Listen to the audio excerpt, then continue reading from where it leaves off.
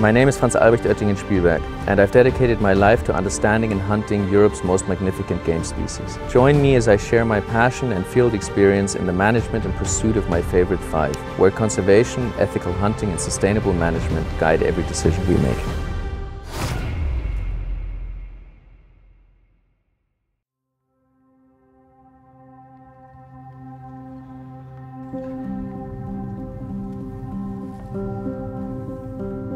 When I see the leaves change like that, I think of fallow buck rut. And at the beginning of the rut, the leaves are still relatively green, and by the end of it, most of the trees have got rid of their leaves. So it's an incredible time to be in the forest, and because also the days are relatively short, so it's only light probably 7:30 in the morning, and then you're back home by 6 in the afternoon, that you are hunting mostly during the day. And in this forest, in this atmosphere, with those type of lightings, especially if you have a little bit of sun rays coming through, it almost has like a romantic feel this time of the year. And then to have these fallow bucks and their hides are colored in a way that it makes them almost be invisible in this type of terrain.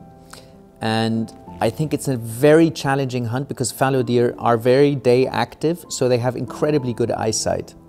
And it's not so much the rutting fallow buck that you have to be careful with, it's the does and the younger bucks that are around them, because if they see you, the scene in front of you will clear very quickly. So it's not only beautiful in terms of the time of the year, but it's also a very challenging hunt.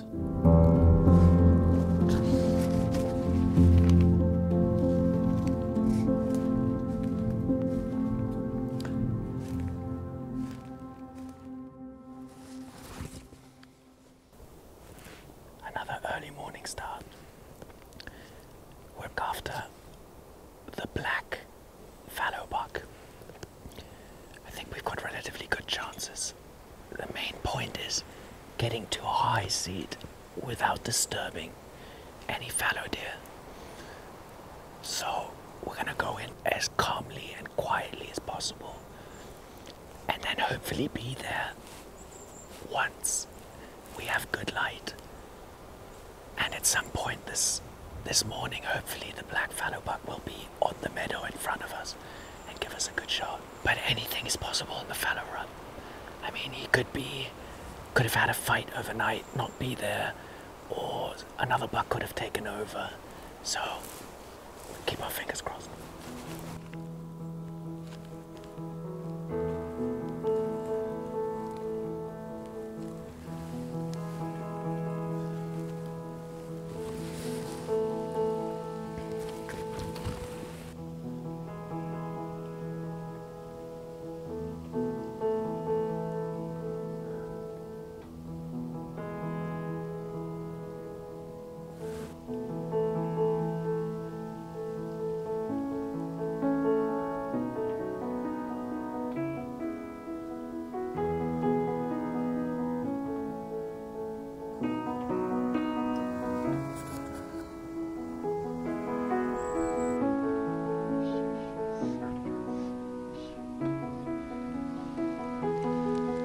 I would say fallow deer is a species that is, if managed correctly, if the hunting stress isn't too big, and they have their green feed that they need, sort of meadows and grass, they can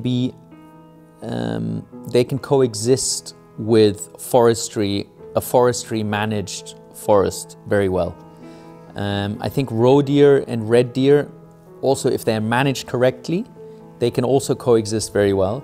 But I would say a slight mismanaged or an overpopulation is more visible with roe deer and red deer than with fallow. A forest can hold more fallow than it can red or roe.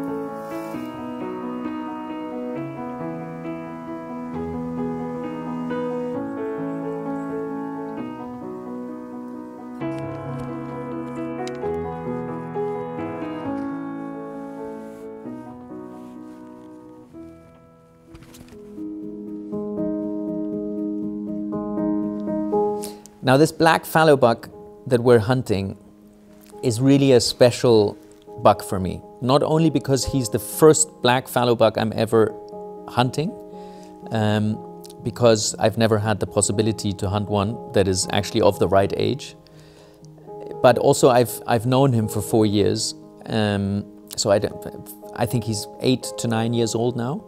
But the first time that I really began to get or to distinguish him from others was maybe 4 years ago.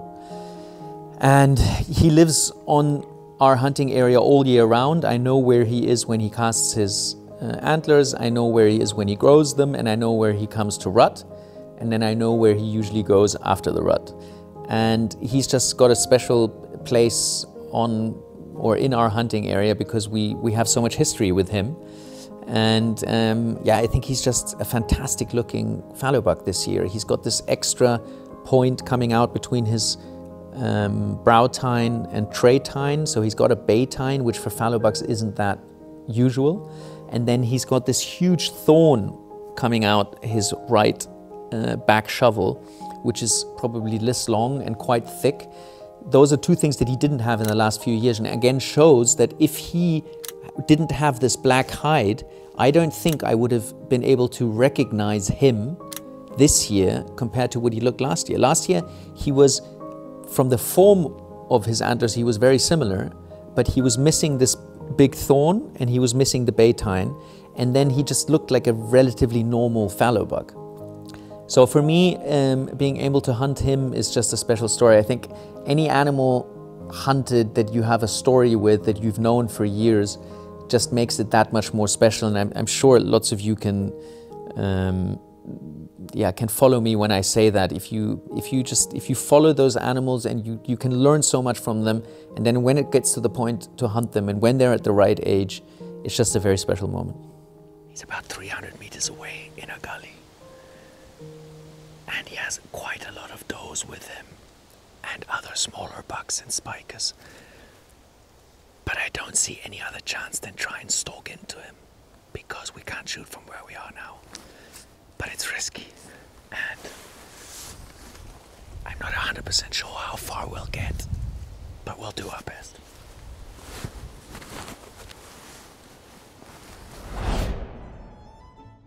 The rifle is a 6.5 Creedmoor Herbert-shiring single-shot rifle. I'm using the Precision Hunter 143 grain 6.5 Creedmoor ELDX. I've been extremely happy with this, and it's done very well on the fallow bucks. The sound moderator very easily comes on and off with a quarter turn, which is a Svemco Hunter 1.0 standard. I've been extremely happy with this product, not only because it moderates the sound wonderfully, but it gives me all the flexibility I need to put on and take off the moderator in any situation. I like to carry my rifle without the moderator on because it just makes it less bulky, less heavy, and I like to take the moderator off as well because I don't want the barrel inside to have too much residue. Then the scope is a Swarovski Z8i 3.5 to 28 magnification. I think that gives me the biggest flexibility from taking very close shots to longer distance shots. The longer distance shots I can easily regulate with the ballistic turret. And yeah, the 3.5 times magnification, even if it's very close, especially on fallow deer, sometimes you stalk into them extremely close in very thick wooded areas. That gives me a lot of flexibility. So he's on the other side of this hill in the gully. We have to be extremely careful.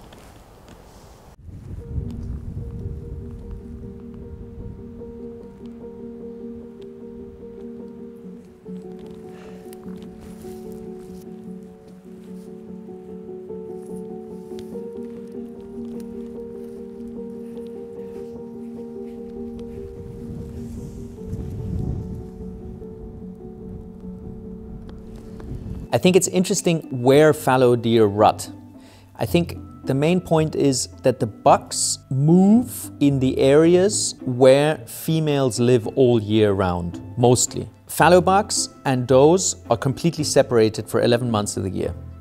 The fallow bucks go into the part of the forest or even into a completely different hunting area where there's no females, and they congregate in bachelor groups.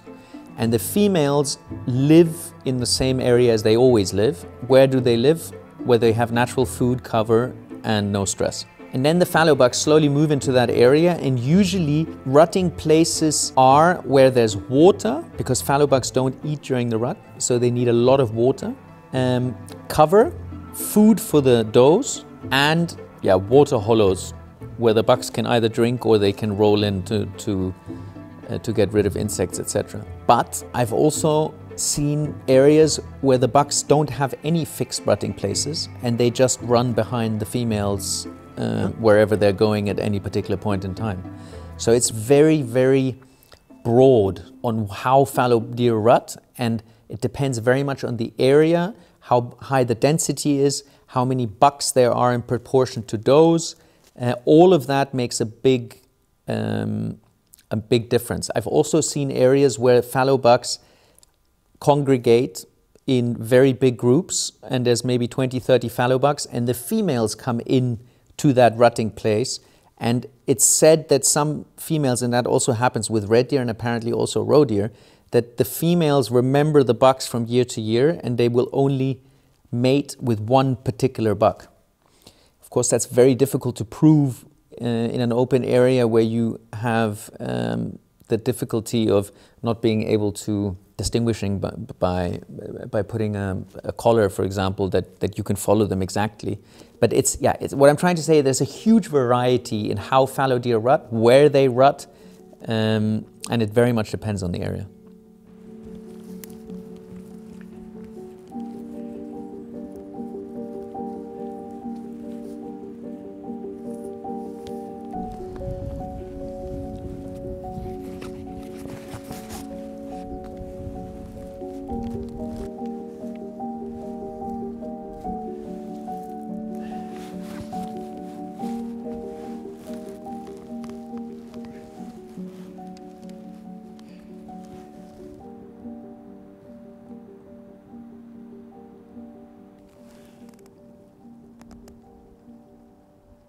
Hast du ihn?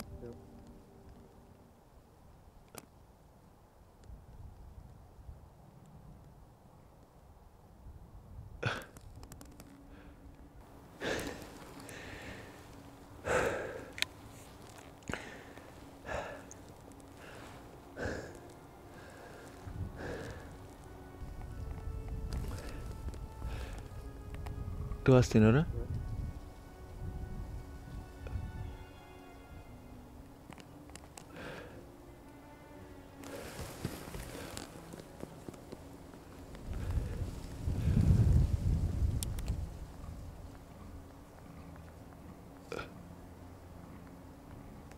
Gibt's das?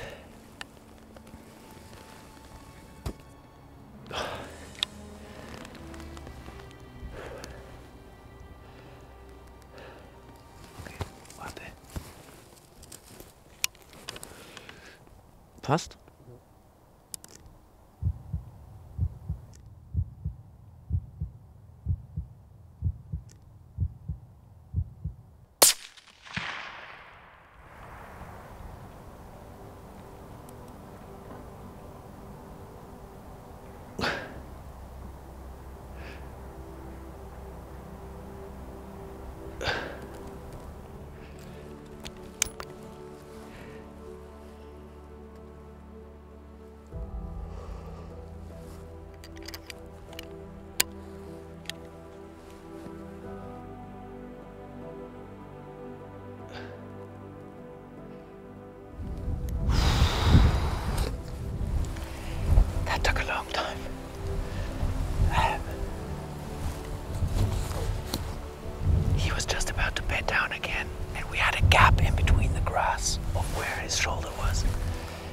Was about 200 meters. But it's now 1 second, 10:30, And we've been out since 7 in the morning. And it's, I mean, he's just such a fantastic fallow buck. So much character with this big thorn out the back. Then he's got a bay tine, which fallow bucks don't usually have. And he's long in his antlers, and he's got good girth. We've known him for a few years now. I think it's the 4th year that we've known him. So it's definitely the right age to take him. Great.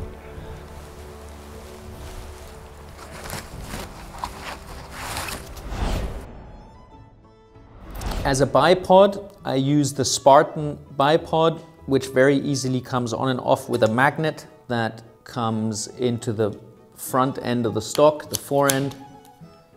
And if I should ever need to lie down for a shot, I can also extend these legs. Yeah, it gives me a lot of flexibility to take long distance shots, especially on meadows, etc. For my optics in terms of binocular and thermal scopes, I'm using the Alpen 20 times magnification by 42 with a stabilized view, which is easy to turn on here and off again. These binoculars have been an absolute game changer.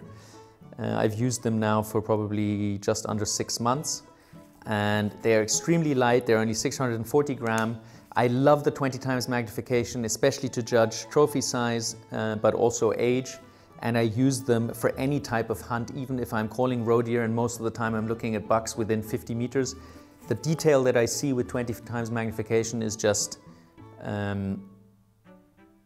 indescribable compared to 10 or 8 times magnification, which usually binoculars have. With fallow bucks, I find it difficult to follow a particular buck from year to year.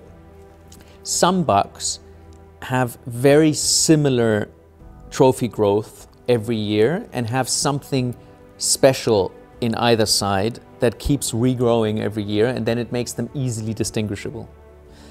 Or let's say you have a black-hided fallow buck in an area where there isn't many black-hided fallow bucks, or a white one where there isn't many white ones, or a natural one in an area where there's more black and white ones. So if you have something very specific that you can distinguish them by, then yes, you can follow them from year to year. But I find that many fallow bucks don't have anything very special, and they also change their growth of antlers quite a bit every year, especially all the points they have in their palmated parts, which are the upper parts. They can look very different from year to year, and also depending on what type of a year they've had, whether they've been very active in the rut and they've had a tough winter, they can get smaller, or when they're at a certain age, let's say between the age of 3 and 4, they suddenly make a big jump. In the older years, they might start growing extra points. So it's for me, I find it much more difficult to follow each fallow buck than for me to follow each roebuck or each red stag. Here you can see another one of those rut holes that the fallow bucks make, and then they lie in them and wait for the does to come by. And sometimes they're in the middle of the forest, sometimes they're on a field. You never really know where to find them. This one I didn't know.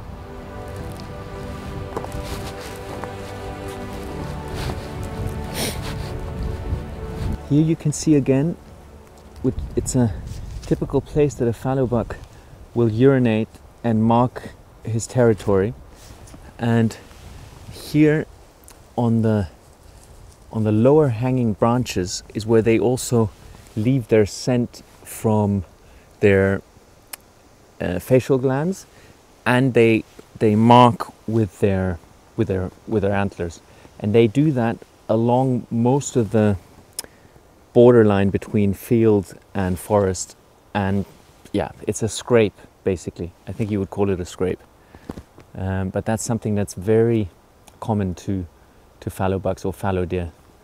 And I think, to be honest, the European species that to me seems the most similar to whitetail, for example, in the US, in the way that they move and in their habits is, to me, would be fallow deer.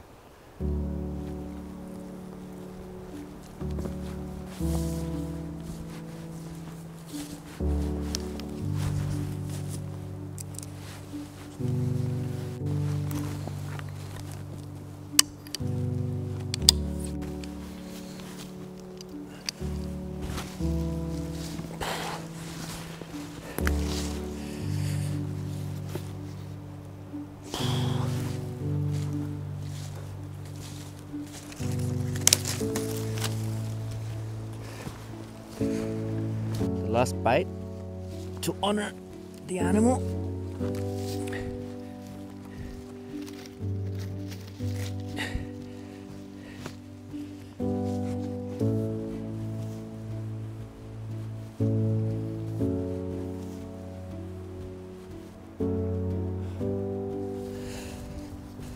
What a buck.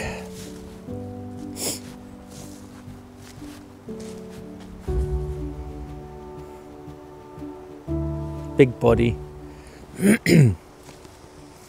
And for us it's relatively rare to have a black hide.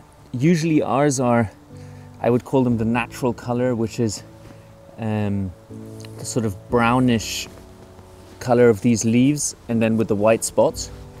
But of course there's also white ones and there's the black ones. This is actually the first black one I've ever shot.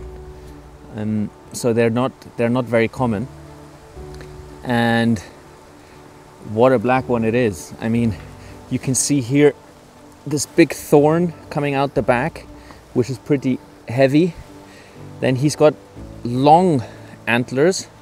He's got a bay tine here, which is rare. He's got very big cornets, and he's just all in all a fantastic specimen who we let grow to the right age, and he's passed on his genetics. And now it's time for one of the younger ones that we saw to take over. And what an exciting hunt. And like I've said before, what I just really enjoy about these fallow bucks is during the rut you can hunt all day, and they are not easy to come by, especially the old ones. They're secretive, and now we're in the high rut period, so they're more visible, but throughout the rest of the year you don't really bump into them very often.